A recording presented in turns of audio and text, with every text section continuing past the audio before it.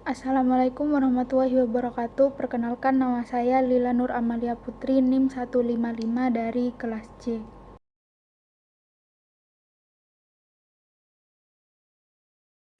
Ya, benar. Indonesia memiliki cadangan SDA yang cukup banyak karena dalam catatan lembaga pemerintah AS yang mempunyai fokus di bidang geologikal yaitu US Geological Survey menunjukkan bahwa Indonesia menjadi salah satu negara yang mempunyai produksi dan cadangan bahan tambang terbesar di dunia.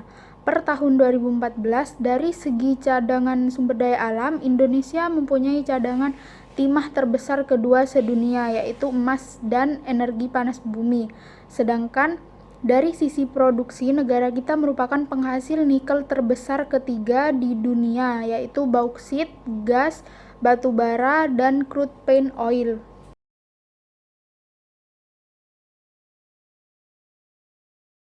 Depresi adalah berkurangnya jumlah stok dari sumber daya alam yang tidak dapat diperbarui.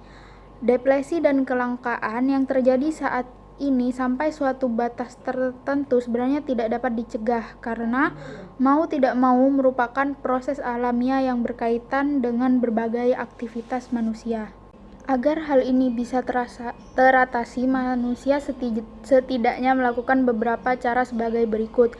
Yang pertama yaitu menyusun skala prioritas, di mana penentuan urutan kebutuhan dari yang terpenting sampai dengan yang kurang penting. Dengan menyusun skala prioritas ini dapat memperlihatkan kebutuhan mana yang benar-benar mendesak dan harus dipenuhi.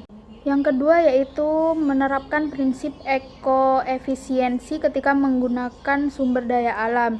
Dilansir dari buku Kampus Populer Kesehatan Lingkungan tahun 2002 karya Hadi Siswanto, prinsip ekoefisiensi bertujuan untuk menggunakan sumber daya alam seefektif mungkin.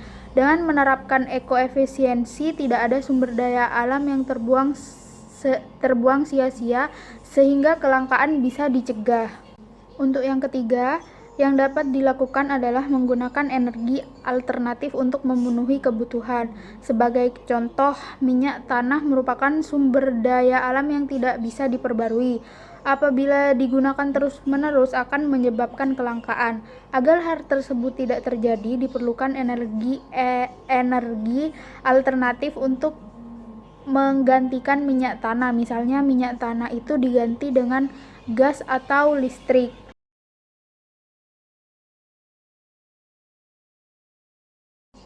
Selain memberikan dampak positif bagi perekonomian nasional, perkembangan industri juga memberikan dampak negatif terutama terhadap lingkungan. Pada kenyataannya, pembangunan industri membutuhkan eksploitasi sumber daya alam sebagai bahan baku industrinya. Pembangunan itu dilakukan dengan cara eksploitatif seperti pembakaran, penggundulan, penebangan liar pada kawasan hutan. Hutan yang sejatinya menjadi surga berkumpulnya ekosistem mulai dari hewan, tumbuhan, sungai, danau, dan lainnya semakin terganggu. Padahal hutan telah menyediakan bagi kita segala kebutuhan sektor primer dan sekunder, mulai dari sandang, pangan, papan, ada di hutan. Karena geliat kapitalisme di mana-mana, hutan pun akhirnya tereksploitasi dan dijadikan sebagai ladang kapital. Eksploitasi terjadi akibat adanya kelangkaan sumber daya alam. Akibat kelangkaan itulah semua orang berlomba-lomba untuk mendapatkannya.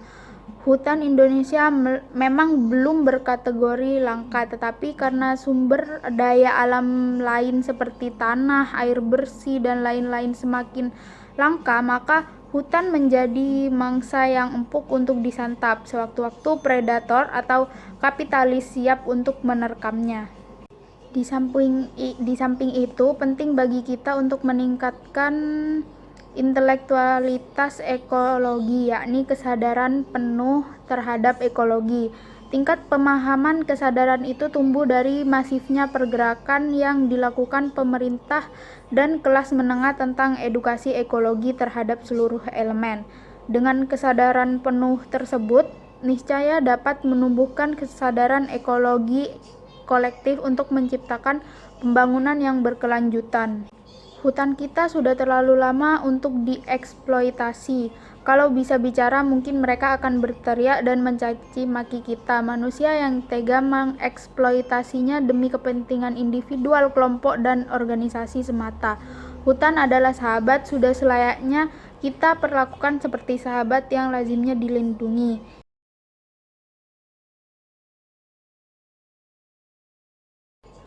Konservasi adalah upaya perlindungan dan pengelolaan yang hati-hati terhadap lingkungan dan sumber daya alam atau cara efisiensi dari penggunaan energi, transmisi, produksi, atau distribusi yang berakibat pada pengurangan konsumsi energi di yang lain pihak menyediakan jasa yang sama tingkatannya.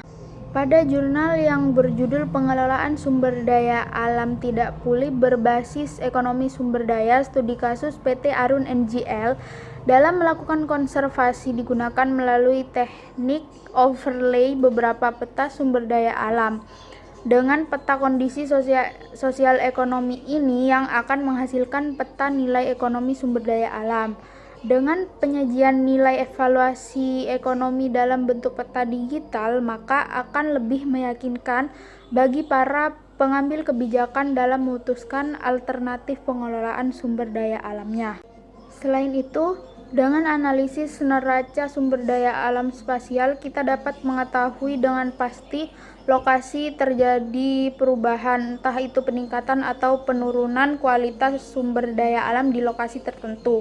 Demikian juga bila terjadi penambahan atau rehabilitasi sumber daya alam akan mampu menyajikan perubahan kondisi sumber daya alam yang kritis menjadi sumber daya alam yang sudah baik atau mendekati kondisi alaminya.